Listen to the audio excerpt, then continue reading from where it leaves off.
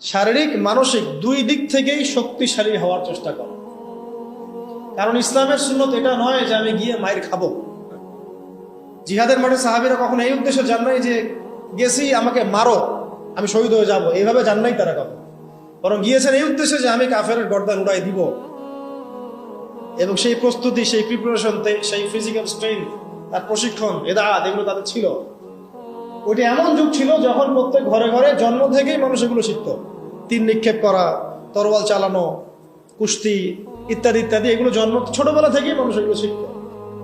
এখন তো এটা মানে সব ঘরে ঘরে নাই, আলাদা করে আমরা প্রশাসনিক বাহিনী তৈরি করেছি। এটা হচ্ছে জনগণকে নিরস্ত্রীকরণ করে দেওয়ার একটা প্রক্রিয়া।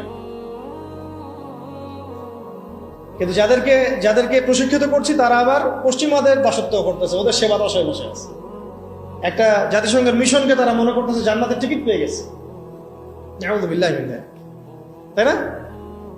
একটা মিশনের জন্য আপনি কোনো কোনো ক্ষেত্রে মুজাহিদ ভাইয়ের মুখে গুলি চালাই দিচ্ছেন। আল্লাহ পাক আপনাদেরকে বোঝার তৌফিক দান করেন। এটাকে এদাআত বলে, শরীয়তের ভাষায় কি বলে?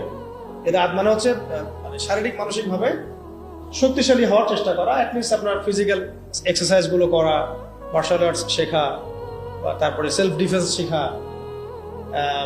এখন তো আর ওই পরিবেশ নাই যে সবাই ওইসব অস্ত্র চালানো শিখতে পারবে, এটা তো সবার ক্ষেত্রে প্রযোজ্য হচ্ছে না। কিন্তু অ্যাটলিস্ট মেন্টালি এবং ফিজিক্যালি স্ট্রং থাকার চেষ্টা করো।